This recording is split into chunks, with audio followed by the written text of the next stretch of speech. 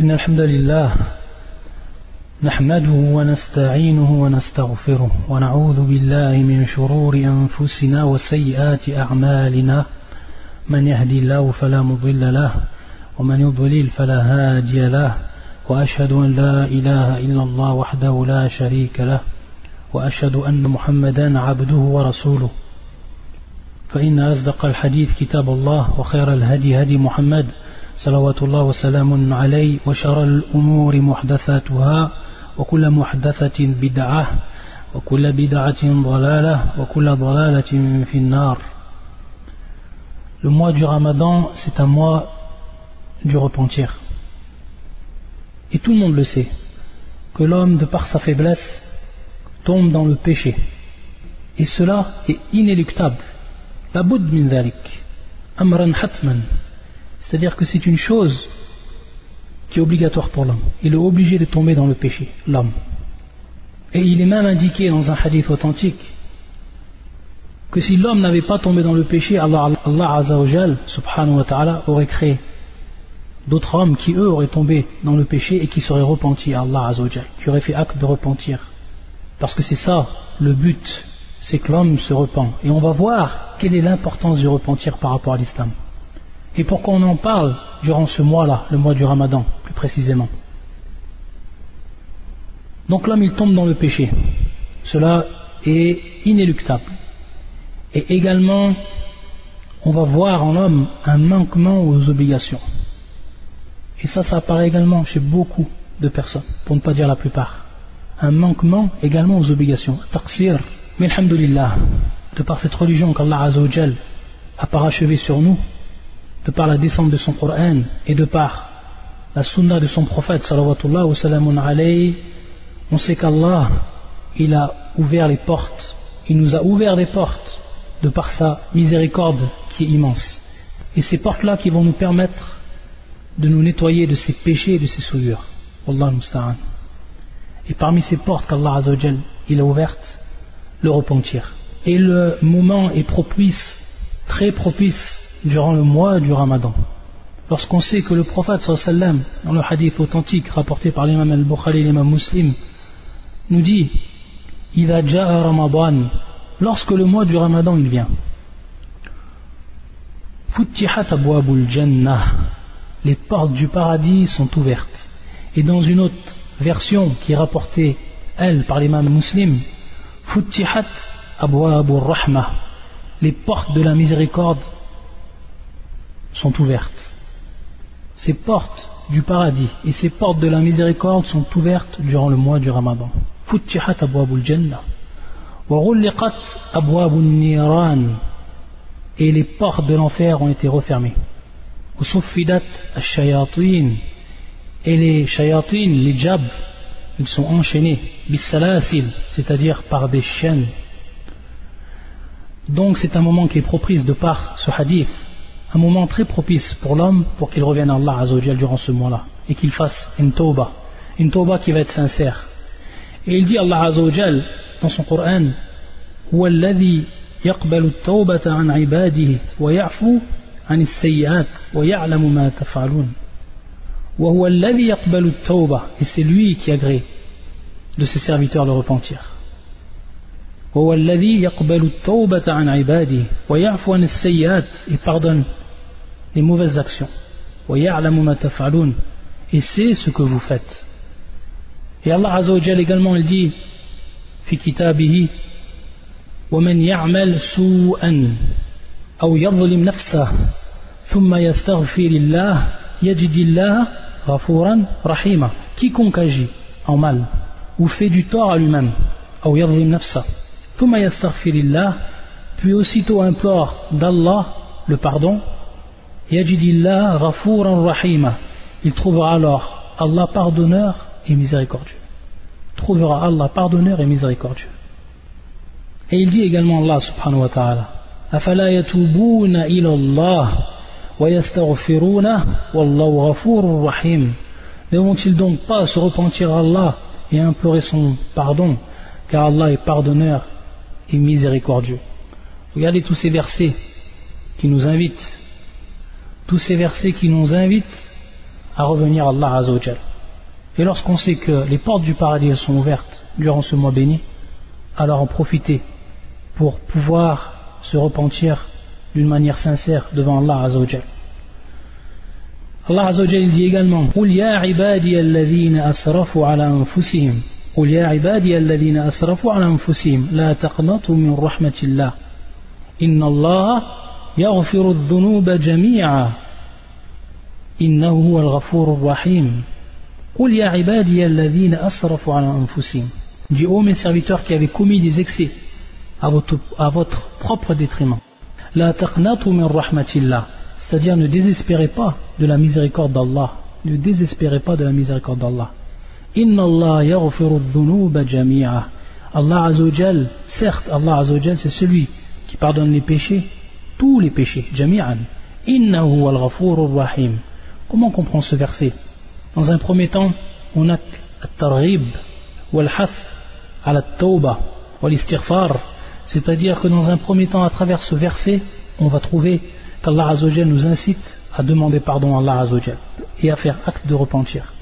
Et Ibn Abbas disait à propos de ce verset d'autres, radiyallahu ta'ala anhuma, Man ayyasa ibadallah min at-tawba ba'da dhada, faqad jahada kitab Allah Azza wa Jal. Il disait ceux qui ont désespéré, les esclaves d'Allah Azza wa Jal, de cette tawba, de se repentir après cela, alors il a certes rejeté et réfuté le livre d'Allah Azza wa Jal, le Très-Haut. Allah Azza wa Jal, c'est lui qui pardonne tous les péchés. Mais comment il pardonne tous ces péchés, Allah Azza wa Jal? Est-ce qu'il pardonne tous ces péchés sans même tawba? Ou est-ce qu'il nous faut un repentir pour ces péchés? Et quels sont les péchés qu'il pardonne sans tawba et ceux qu'il pardonne avec tawba? Pour ce qui est de ce verset, bien entendu, wa muqayyad, c'est-à-dire que il va être restreint à un autre verset qui est venu mettre en évidence quel est ce jar ou quelle va être la condition pour qu'Allah Azza wa Jal pardonne tous les péchés. Et c'est le verset suivant. Wallah Azza wa Jal yaqul wa inni la ghaffar, wa inni la ghaffar, c'est-à-dire que je suis le très pardonneur, celui qui pardonne beaucoup. La ghaffar, wa inni la ghaffar.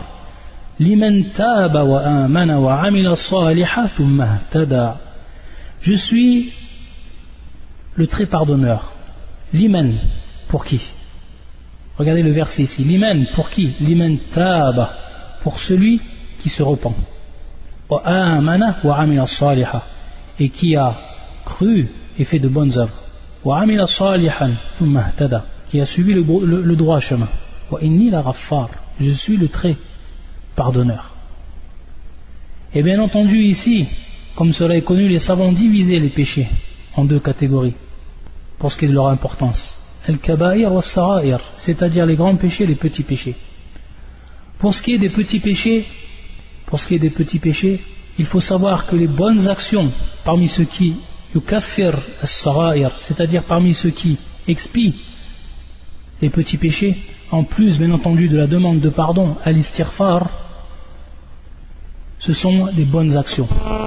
Comme il est venu dans le hadith qui est authentique, qui est rapporté par l'imam Muslim, يقول النبي صلى الله عليه وسلم الصلوات الخمس والجمعة إلى الجمعة ورمضان إلى رمضان مكفرات لما بينهن إذا اجتنبت الكبائر. C'est-à-dire que الصلوات الخمس, les 5 prières que l'on va faire, donc on fait nos 5 prières, et entre eux, chaque prière, on va faire des péchés, on va tomber dans le péché, l'homme va tomber dans l'erreur.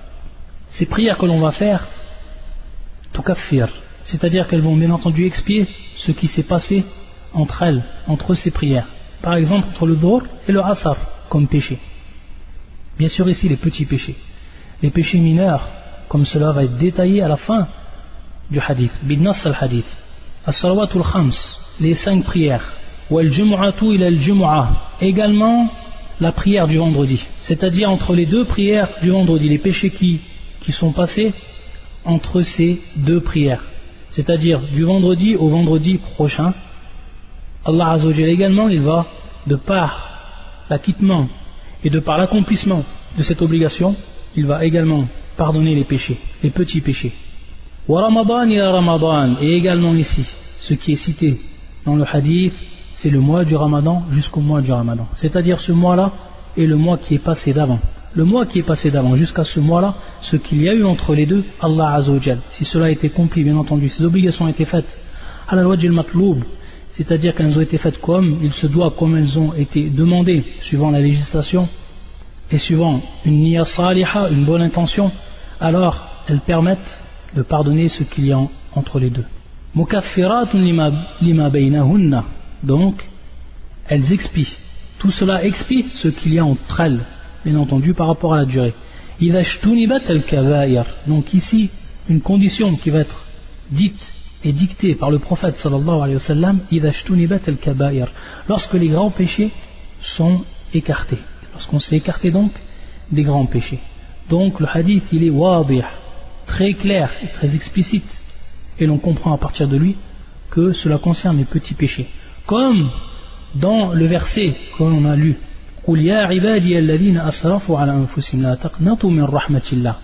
il va comprendre également en ce verset les grands péchés, mais ici à condition, comme on l'a vu dans l'autre verset,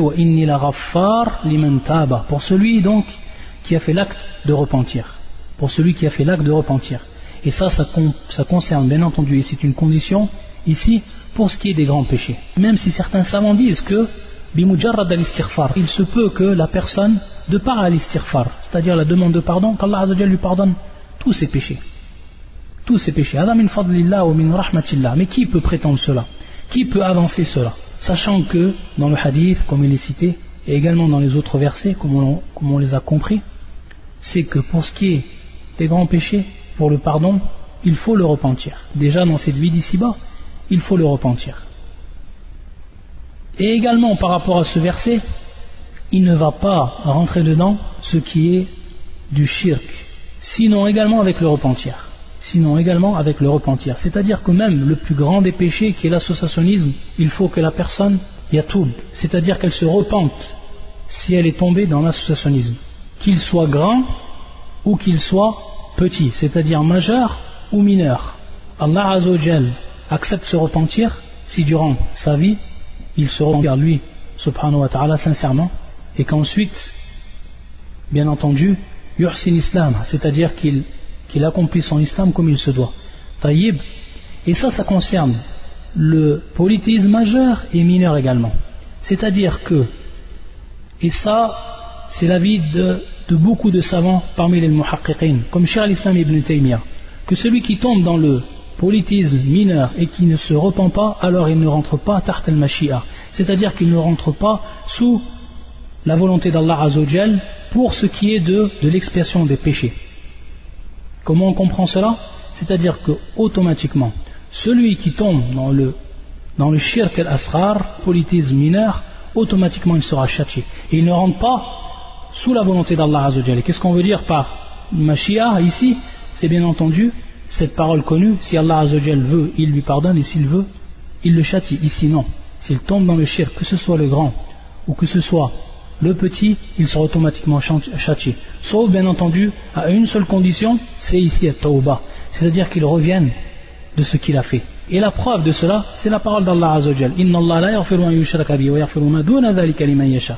C'est-à-dire qu'Allah Azza wa Jal ne pardonne pas qu'on lui donne des associés, qu'on associe à lui quoi que ce soit. Et en dehors de cela, il pardonne à qui il veut, subhanahu wa ta'ala. Taïb, donc il est rentré ici, dans ce verset-là, anwa' al-shirk, c'est-à-dire les catégories du shirk. Et bien entendu, al-shirk al-akbar ou al-asghar, on comprend à partir de là que si la personne elle tombe dans l'associationnisme mineur, alors il faut savoir qu'il ne sera pardonné qu'à une seule condition, c'est-à-dire al-tawbah, c'est-à-dire le repentir. Contrairement donc aux autres péchés, et on veut dire par là les grands péchés al-kabaïr, que si l'homme meurt sans tawbah, c'est-à-dire si l'homme meurt sans tawbah, alors de par ces grands péchés il sera bien entendu taht al-mashi'a, il sera sous la volonté d'Allah Azza wa Jal, et on veut dire par là soit Allah Azza wa Jal lui pardonnera sans même donc cette tawbah, s'il veut subhanahu wa ta'ala, de par sa miséricorde, ou il le châtiera, et Allah Azza wa Jal est bien plus savant de ses créatures. Et également, lorsqu'on parle donc de tawbah et lorsqu'on parle de ce mois du Ramadan, alors voici un hadith qui peut faire frémir, wallah al-musta'an. un hadith qui peut faire peur lorsqu'on l'entend et qui comprend bien entendu et qui est en relation avec ce qu'on est en train de citer. Un jour, le prophète sallallahu alayhi wa sallam, il est monté sur le minbar. Il est monté sur son minbar, le prophète sallallahu alayhi wa sallam. Ce hadith-là, il est rapporté par Ibn Khuzaymah, ou l'imam Ahmed, ou al-Bayhaqi, min turuq, c'est-à-dire de plusieurs chaînes de transmission, an Abi Huraira. Et c'est un hadith qui est authentique. Et l'origine de ce hadith se trouve dans Sahih Muslim, de par fil ma'na, c'est-à-dire de par son sens. Un jour, le prophète sallallahu alayhi wa sallam, il est monté sur le minbar. Il a dit 3 fois Amin. Il a dit, le prophète sallallahu alayhi Amin, Amin, Amin. Lorsque les compagnons ils ont entendu cela, on lui a demandé au prophète sallallahu alayhi Ya Rasulallah, innaka sa'at al-minbar.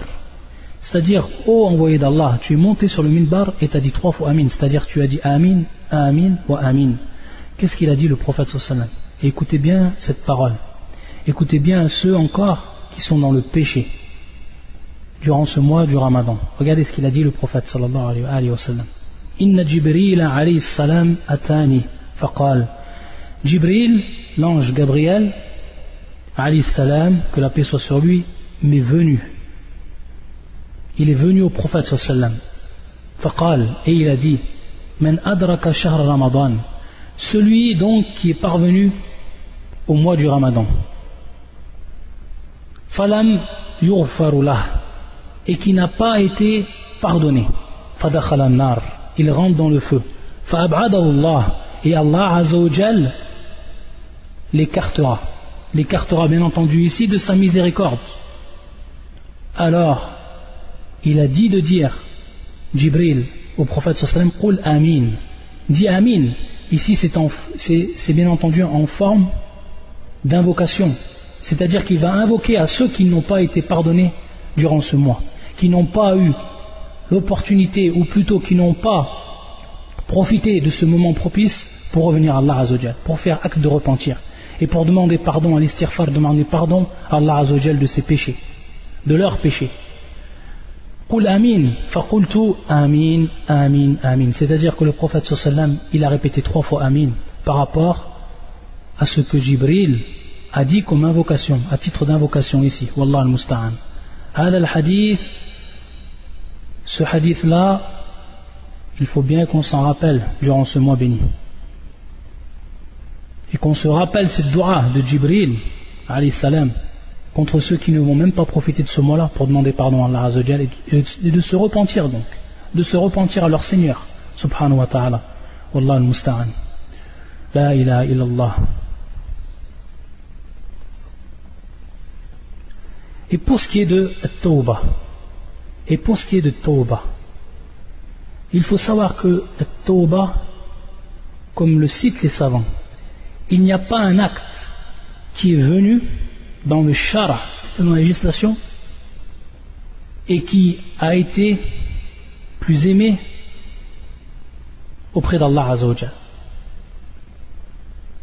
لأن Allah Azza wa Jal, il se réjouit. Réjouissance ici. Al-Farah.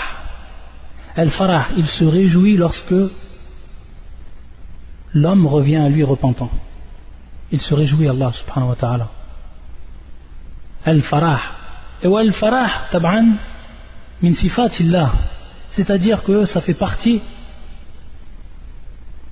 des attributs d'Allah Azza wa Jal.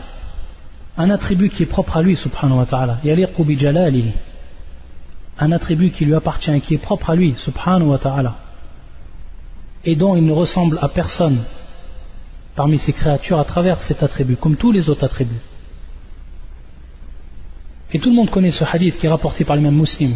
Mais ici, à titre de rappel, pour qu'on se rappelle comment Allah Azza wa Jal, il aime cette tawbah, et comment ce hadith il est venu pour nous expliquer comment cet acte il va être accueilli par Allah subhanahu wa ta'ala.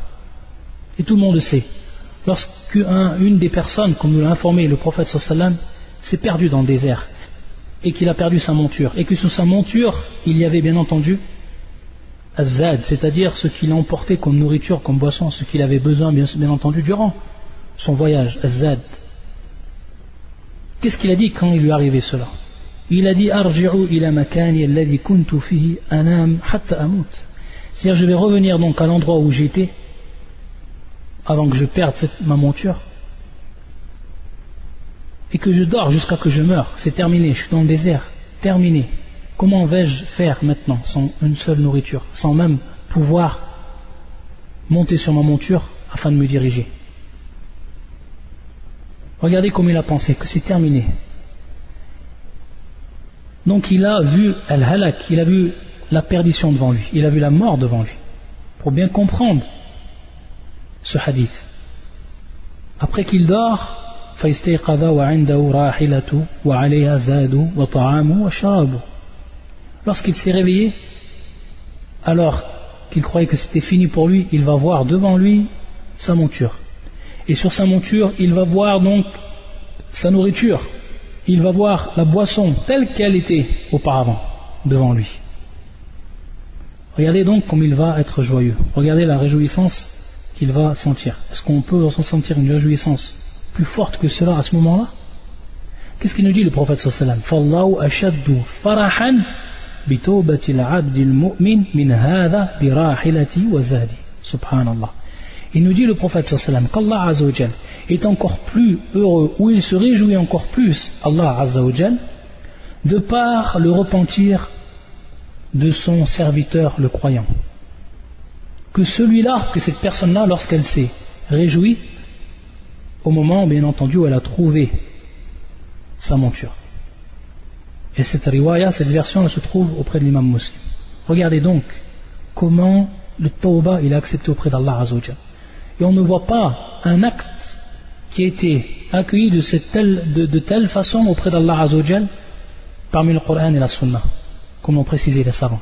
Donc tawbah amrun azim, c'est-à-dire que c'est une affaire c'est un point, c'est une chose, c'est une adoration qui est immense, la tawbah.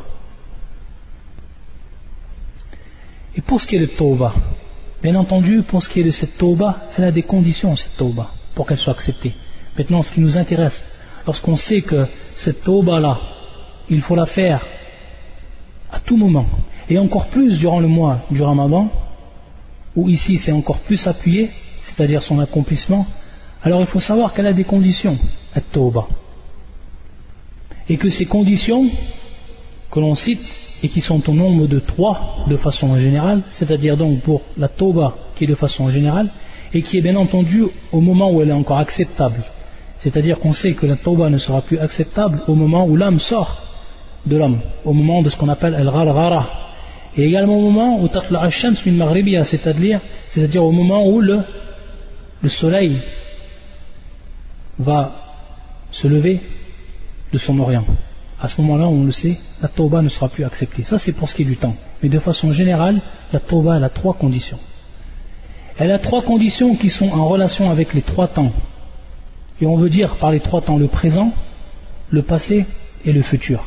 Le présent, le passé et les futurs. C'est-à-dire que cette tawbah, elle est en relation avec ces 3 temps. Pour ce qui est du présent, et la première condition qui est demandée, c'est al-iqla' an al-ma'asi, ou an al-ma'siyah. C'est-à-dire que la personne délaisse le péché avant donc de commencer cette tawbah, et qu'il s'en écarte. Ça c'est al-iqla'. Et bien entendu, ça c'est fil hal. Ça, c'est dans le présent. Dans le moment même où je ferme ma tawbah, il faut que j'arrête ce péché. Totalement. Al-iqla' an hadi al-ma'siyah. Ça c'est la première condition, et qui concerne le présent. La deuxième condition qui va elle, être propre au passé, fil madi, an-nadam, c'est-à-dire qui est le regret. An-nadam qui est le regret, c'est-à-dire regretter de manière sincère ce péché que l'on a accompli durant le passé. Donc on voit bien ici que ça revient au passé. Ce qu'on a fait dans le passé ici, en avoir le regret sincère. Et bien sûr ici, Adam a'mal al-qulub, comme également la troisième condition que l'on va voir, Adam a'mal al-qulub, c'est-à-dire ça fait partie des actes que le cœur il va faire. Le regret, c'est un acte du cœur. Ça c'est pour le passé. Donc regretter, sincèrement. Et fil mustaqbal, c'est-à-dire dans le futur, al-azm an la ya'ud, c'est-à-dire la ferme volonté, une décision ferme de ne plus y revenir, de plus revenir à ce péché. Et également ici al-azm min amal al-qulub, c'est-à-dire également c'est un acte du cœur. Donc ça c'est fil mustaqbal, c'est pour le passé, et qui est donc al-azm, la ferme volonté de ne plus y revenir. Ça c'est les trois conditions. Et bien entendu l'autre condition également qui est citée et qui est plus particulière, c'est dans le cas où on a par exemple pris le bien d'une personne ou autre, alors, qui est bien sûr considéré comme un péché, alors bien entendu le rendre ce qui a été pris. Ça c'est une des conditions qui est particulière suivant bien sûr un cas qui est particulier. Sinon de façon générale c'est trois conditions. Et il faut savoir, et c'est un point qui est important également, et ça on pourrait le faire rentrer dans les erreurs que font les personnes par rapport à la tauba, les erreurs, les grandes erreurs que font les personnes par rapport ou ce qui est en relation avec la tauba. C'est cette première erreur, et ça bien entendu c'est une grande erreur, et beaucoup de gens à cause de cela ils ne font pas tauba. C'est qu'est-ce qu'ils se disent? Ils se disent peut-être que maintenant je fais tauba, mais j'ai peur en fait de par ma faiblesse de retourner dans ce péché. Regardez un petit peu, c'est-à-dire que la personne elle fait pas sa tauba tout simplement parce que son âme lui dit si tu fais maintenant cette tauba tu es faible, peut-être que tu vas encore retourner dans ce péché, donc à quoi bon sert cette tauba? Il faut savoir que si les trois conditions elles sont réunies, et notamment et plus particulièrement la troisième condition qui est la azm, c'est-à-dire la ferme volonté à ne plus y revenir à ce péché-là, ou au moment où on a fait notre tauba, alors notre tauba elle est acceptée comme telle. Et bien entendu ici, la personne, ça revient à son cœur, et elle sait dans son cœur réellement, au moment où elle fait sa tauba, si vraiment elle a eu l'azm, elle le sait ça. Et si après cela, après qu'elle a eu donc l'azm, la ferme volonté, et qu'elle retombe dans le péché, dans ce même péché, ou qu'elle retombe dans les péchés de façon générale, on va revenir pour ce qui est de tawbatu al-am ou al-khas, si elle revient à ce péché ou ces péchés, après qu'elle a eu sa tauba qui était acceptée, c'est-à-dire les trois conditions ont été remplies et comme telles, alors il faut savoir que cela n'a pas d'influence à sa première tauba, si c'était la première par exemple, et qu'elle est acceptée auprès d'Allah Azzawajal. Mais que maintenant, du fait qu'il est retombé dans le péché, il a besoin de refaire une autre tauba, c'est-à-dire de revenir. Et bien entendu, une nouvelle fois, d'être ferme dans sa volonté. Et s'il retombe encore une autre fois après, je dis bien, en ayant été ferme dans sa volonté, alors cette deuxième tauba sera également acceptée, et même si cela c'est une centaine de fois. À chaque fois la tauba sera acceptée, si les conditions sont remplies. Et bien entendu, si bien entendu la personne fait tauba, et déjà avec sa niya, elle n'a pas la azm, c'est-à-dire qu'elle sait déjà ou elle veut déjà retomber dans le péché, c'est-à-dire de par sa volonté, elle veut retomber dans le péché, bien entendu, elle n'aura pas ici accompli et répondu à la troisième condition. Donc la chose est claire, mais pour celle qui a répondu à ces conditions, et particulièrement la troisième, et qui est retombée dans ce péché, cette tauba elle est acceptée par Allah Azzawajal, et ainsi de suite. Ça donc c'est une première erreur que la personne fait pour ce qui est du tauba, et particulièrement également dans ce mois du Ramadan, dans ce mois béni, où les portes de la miséricorde sont ouvertes et les portes du paradis sont ouvertes. Également une erreur qui est faite, et une erreur qui est importante, c'est ta'jil at-tawba, c'est-à-dire toujours remettre la tawba et le repentir à plus tard, c'est-à-dire le retarder. Également ça c'est une grosse erreur. Et bien souvent ça vient de ce que la personne croit qu'elle va mourir bien plus tard. Al-amal, c'est-à-dire qu'elle a encore l'espoir qu'elle va vivre longtemps. Qui c'est qui t'a dit que demain tu ne vas pas mourir? Qui t'a fait prendre connaissance de la date de ta mort? Personne. Personne. Adam min al-ghaib. Ça fait partie de l'invisible. Personne ne peut savoir quand il va mourir ou où il va mourir. Donc également une des grandes erreurs qui est faite par l'arabe et qui est ta'jil at-tawba, c'est-à-dire remettre le repentir et le retarder. Également une grande erreur qui est faite chez ceux qui veulent la tawba, ceux qui pratiquent, qui font acte de repentir, c'est ce qu'on appelle al-ghaflatu an at-tawba. Mimma la ya'lamu al-'abd min dhunubihi. C'est que dans certains cas, et ça c'est grave également, c'est que dans certains cas, la personne, elle fait des péchés, soit des péchés qui sont dissimulés, ou soit elle fait des péchés dont l'homme l'ignore. C'est-à-dire qu'elle fait des péchés dont elle ignore que ces péchés sont des péchés. Que ces péchés sont des péchés, considérés comme des péchés. La personne, elle l'ignore. Donc comment elle va faire tauba d'un tel péché? Et également, comment elle va faire tauba d'un péché qui est dissimulé, c'est-à-dire qu'elle ne voit pas et qu'elle ne ressent pas, et pourtant c'est bel et bien un péché.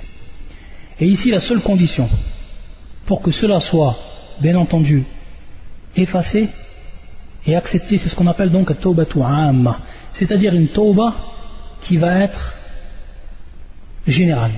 Et maintenant, on va voir qu'il y a deux sortes de tauba. C'est-à-dire la tauba, le repentir qui est général. C'est-à-dire que la personne, elle fait un tauba de tous ses péchés.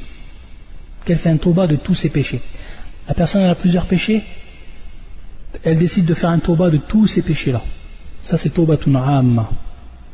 Et bien entendu, par rapport à ça, si la tauba, elle est acceptée et si elle est faite comme il se doit, alors tous les péchés seront effacés. Et Allah Azza wa Jal va accepter cette tauba comme telle. Mais il y a également, et donc c'est ici qu'elle a son rôle, cette tauba. C'est-à-dire qu'elle va non seulement nous pardonner les péchés qui sont dissimulés, mais également les péchés qui sont ignorés. Et on va revenir à un hadith du prophète sallallahu alayhi wa sallam, et qui est également une invocation. Une invocation que l'on va maintenant apprendre tout le monde, tellement elle est importante cette invocation, que tout le monde va apprendre, qu'on va l'écrire en arabe, en phonétique s'il le faut, et également en français sa traduction, pour qu'on l'apprenne et qu'on la sache cette dua, tellement elle est importante. Pour ce qui est donc de la deuxième tauba, c'est celle qui est khassa, taubatun khassa, celle qui est particulière.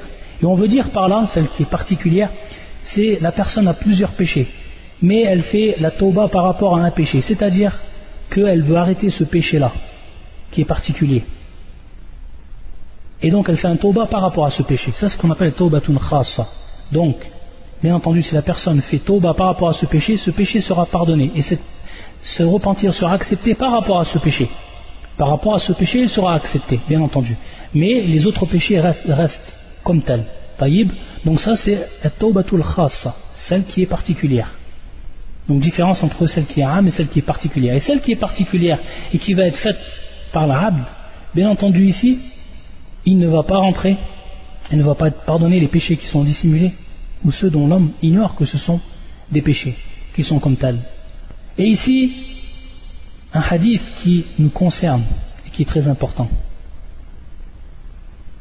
Un hadith qui est rapporté par l'imam al-Bukhari fi Adab al-Mufrad, qui est un hadith authentique, où le prophète sallallahu alayhi wa sallam a dit Ash-shirku fi hadhihi al-umma akhfa min dabib an-naml. Il a dit, le prophète sallallahu alayhi wa sallam, l'associationnisme, et qui fait bien entendu, l'associationnisme fait partie des péchés, il est considéré comme un péché. Lorsque on dit al-kabaïr, les grands péchés, bien entendu, ça c'est un istilah, c'est-à-dire c'est une convention que l'on dit pour différencier ce qui est des grands péchés et qui rentrent donc tart al-mashia, qui rentrent donc sous la volonté d'Allah Azza wa Jal. S'il veut, il pardonne, s'il veut, il ne pardonne pas pour celui qui n'a pas fait repentir, contrairement au shirk. Mais le shirk, kadjins, c'est-à-dire comme nature, c'est un péché, considéré comme un péché, le plus grand des péchés. Ash-shirku fi hadhihi al-umma akhfa min dabib an-naml. C'est-à-dire, le prophète sallallahu nous informe que l'associationnisme dans cette communauté est encore plus dissimulé. Il fait une comparaison ici. Lorsqu'on voit une fourmi, cette fourmi elle marche, cette fourmi lorsqu'elle marche sur ses pattes, il y a un bruit qui va en sortir automatiquement. Mais ce bruit il est tellement infime, est-ce que c'est possible qu'on l'entende? Est-ce que c'est possible qu'on entende donc, de par nos propres oreilles, qu'on entende donc cette mouche, ou parfois cette fourmi qui est en train de marcher? Bien sûr non. Le prophète sallallahu alayhi wa sallam fait une comparaison par rapport à cela. Il dit akhfa min dabib an-namr, c'est-à-dire qu'il est encore plus dissimulé que ce bruit que fait la fourmi lorsqu'elle marche. Faqala Abu Bakr, lorsqu'il a entendu cela, Abu Bakr As-Siddiq radiyallahu ta'ala an, قال فكيف الخلاص من يا رسول الله, c'est-à-dire comment on va s'en débarrasser donc de cela au prophète d'Allah. Et c'est à ce moment-là que le prophète il va lui enseigner une dua, et donc il l'enseigne à Abu Bakr, il l'enseigne à sa communauté présente et à sa communauté à venir, à tout le monde, à tous les musulmans.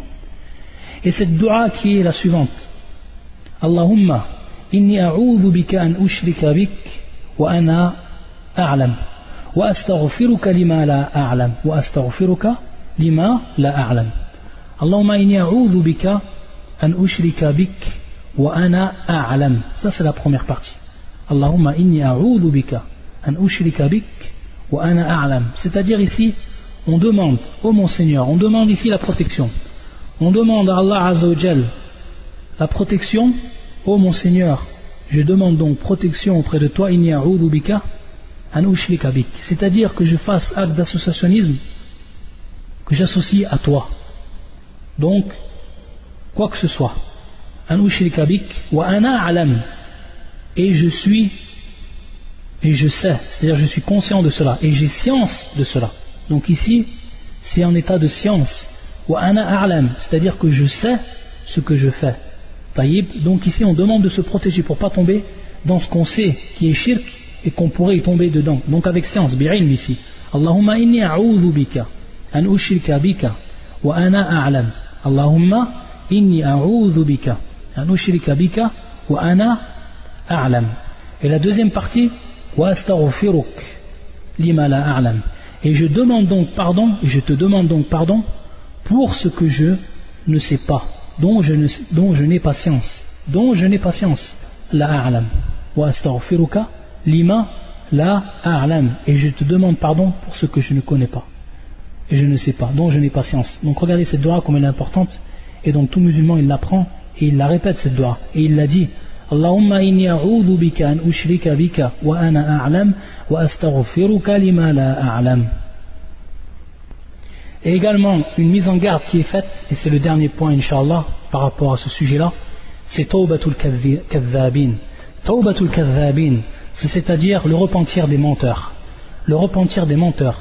Ceux en fait qui vont délaisser les péchés à cause d'un mania, c'est-à-dire que ce soit une maladie, une chose qui les a empêchés de faire ces péchés. C'est-à-dire que ce soit à cause d'une maladie ou que ce soit une cause quelconque. Ou alors également de peur ou dans l'espoir d'une place d'honneur. C'est-à-dire la personne a peur de perdre sa place, une bonne place qu'elle a, alors elle délaisse le péché.